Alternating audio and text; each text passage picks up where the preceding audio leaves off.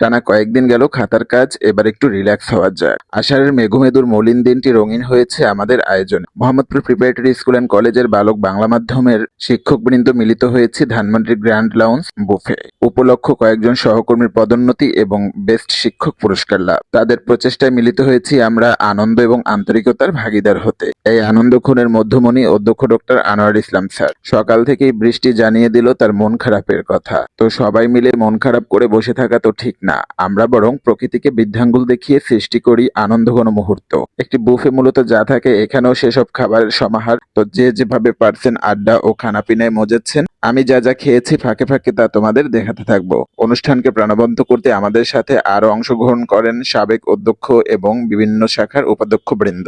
এর ফাঁকে খাবারের রিভিউ দিয়ে ফেলি কিঞ্চিত। সচরাচর বুফের বিফ রান্না মজা না হলেও তাদের হান্ডি বিফটা ভালো হয়েছে। এছাড়া মাটন তেহারিটাও ছিল ভালো। বাকি সব যেমন লাগার তেমনই লেগেছে, তবে মনে হয়েছে তাদের আইটেম কিছুটা কম। লাইভ স্টেশন রয়েছে যেখানে dosa, momo, sea food instant করে দেওয়া হয়। আমাদের সহকর্মীরা যে যার মতো উপভোগ করেছেন এই স্নিগ্ধ দুপুর। কর্মের ক্লান্তি নিমিষে দূর হয়ে যায় এমন প্রাণবন্ত আয়োজনে। ধন্যবাদ জানাই আয়োজনকারী আমার সহকর্মী বৃন্দকে। শেষ পর্যায়ে আমরা লাইভ স্টেশনে গিয়ে দোসা ও ফুচকা নেই, টক দই সহকারে খেয়ে নিলাম ফুচকা। মাঝে মাঝে এমন এলোমেলো খেলে দোষের কিছু নেই। সারা বছর না হয় স্বাস্থ্যসম্মত খাবারই মেনটেন করব। আনন্দ, হাসি, আড্ডা, খানাপিনায় কেটে গেল আমাদের বিনোদিত মুহূর্তগুলো। আশা করি আমাদের সাথে উপভোগ করেছো তোমরাও। দেখা হবে আবার কোনো নতুন ভিডিওতে। সবাইকে টাটা।